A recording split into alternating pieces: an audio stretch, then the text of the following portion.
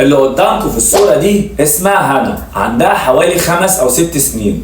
هنا اختفت في ظروف غامضة، ولما لقوها كانت صدمة لكل القرية اللي هي ساكنة فيها، خصوصا بعد اللي عرفوه من اللي حصل لها. هو ايه اللي حصل لهنا؟ يلا بينا عشان احكي لكم، بس يا ريت تسمعوا الفيديو دوت للنهاية، وصدقوني يعني فضلا منكم وليس امرا، يا ريت تعمل لايك وشير للفيديو عشان خاطر بس يوصل لكل الناس وتسمعه، لان الفيديو مهم جدا جدا جدا. ويلا بينا احكي لكم ايه اللي حصل بالتفاصيل في اصل الجريمة. هنا من محافظة الجيزة، تحديدا من جنوب الجيزة.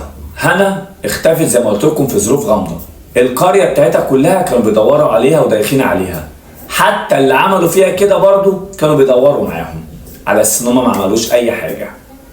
ولما لقوها مرمية في احدى الترع اسمها العياط، على طول طبعا اتصلوا بالاجهزة الامنية اللي حضرت على طول طبعا، وتم انتشال الجثمان بتاعها من الترعة. ولكن بقى بعد ما يعني بعتوا الطفلة ديت للطب الشرعي، اثبت ان دي تم اكلها مرتين.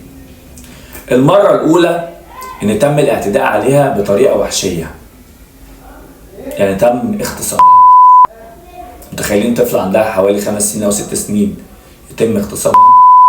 والمرة التانية ان اللي عملوا فيها كده موتوها قبل ما يرموها في الترعة. على طول طبعا التحريات بدأت انها تتحرك، وبدأوا ان هم طبعا يعملوا ايه، يعني استجواب لكل الناس وكاميرات المراقبة وتفريغ كاميرات المراقبة، لحد ما عرفوا ان اللي عمل فيها كده 3 شباب. اكبر واحد فيهم عنده 18 سنة، اعمارهم 17 18 15. اسلام عنده 17 سنة، عدي عنده 15 سنة، واللي عنده 18 سنة ده تقريبا اسمه شريف او اسمه حاجة زي كده، مش فاكر اسمه بالظبط. 3 شباب خدوا البنت طبعا بقى في استجوابهم بعد ما طبعا تم القبض عليهم. عملتوا كده ازاي؟ قالوا ان هم اقنعوها ان هم يجيبوا لها كيس شيبسي او حاجه حلوه، وخدوا البنت، والبنت راحت معاهم بكل طفوله، يعني بكل براءه، بكل عادي، طفله صغيره. خدوها وعملوا فيها كده، طبعا اعتدوا عليها بالطريقه الوحشيه ديت.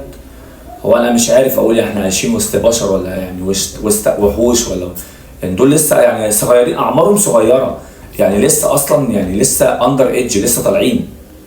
ازاي يعملوا كده؟ فارجوكم خلي بالكم من اطفالكم، خلي بالكم من عيالكم، وراقبوهم كويس. وقلت كذا مره شوفوا بيعملوا ايه وما بيعملوش ايه، بيمشوا مع مين، بيتكلموا مع مين، عشان خاطر للاسف الشديد احنا بقينا في وضع خطير ووضع صعب جدا. انا مش بخوفك، ولكن انا بحذرك وبطمنك وبقول لك يا ريت تخلي بالك من عيالك. سلام، وربنا يخرجنا منها على خير، ومع السلامه.